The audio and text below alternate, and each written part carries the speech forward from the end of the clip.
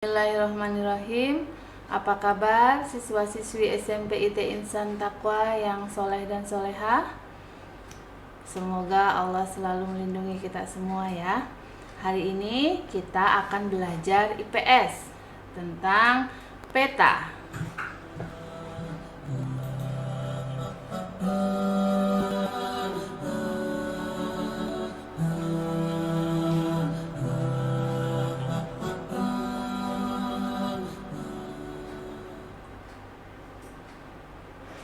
Assalamualaikum warahmatullahi wabarakatuh.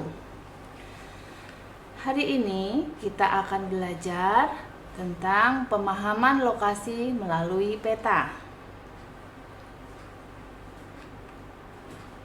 Tahukah kalian apa yang dimaksud dengan peta?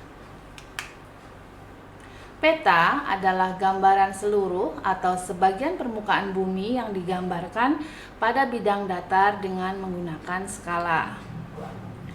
Peta juga menggambarkan setiap kenampakan alam seperti laut, gunung, dataran tinggi, dataran rendah, sungai, danau, dan lain sebagainya.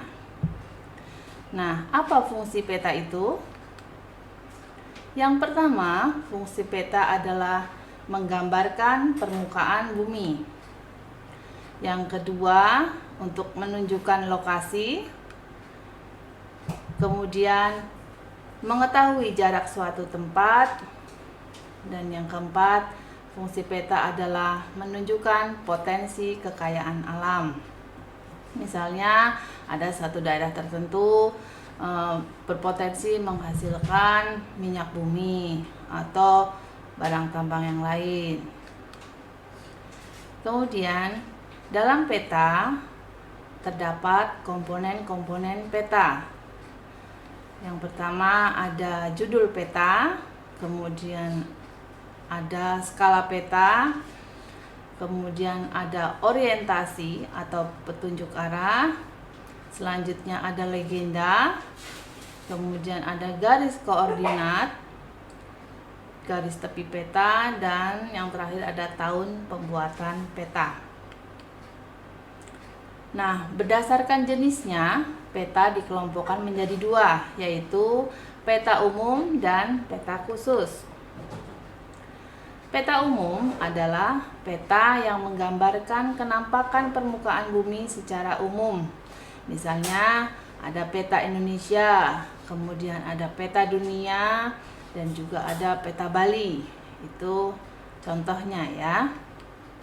Kemudian peta khusus atau peta tematik adalah peta yang menggambarkan informasi tertentu di suatu wilayah.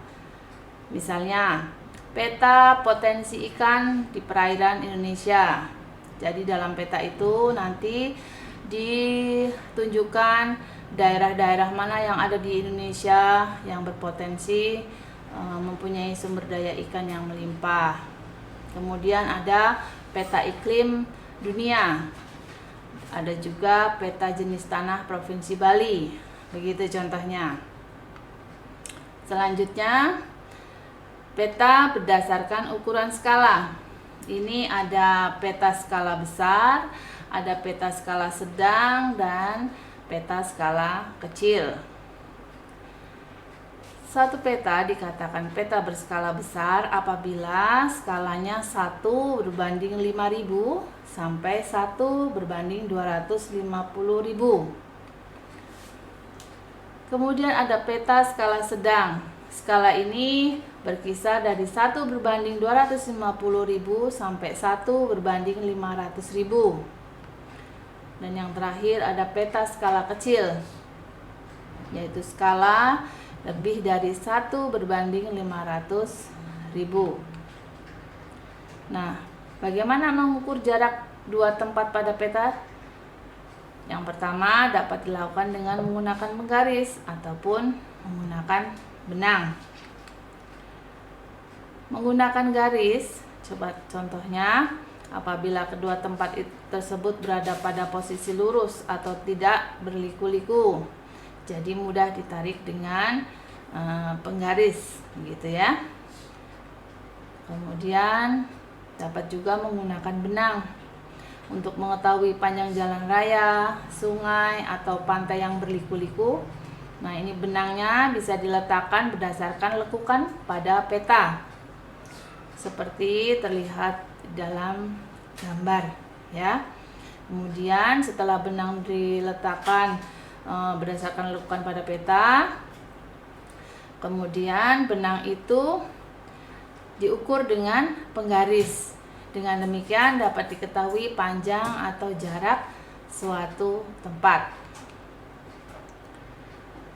Oke, demikian pelajaran tentang peta hari ini. Semoga bermanfaat. Tetap semangat belajar walaupun secara daring. Terima kasih atas perhatiannya. Wassalamualaikum warahmatullahi wabarakatuh.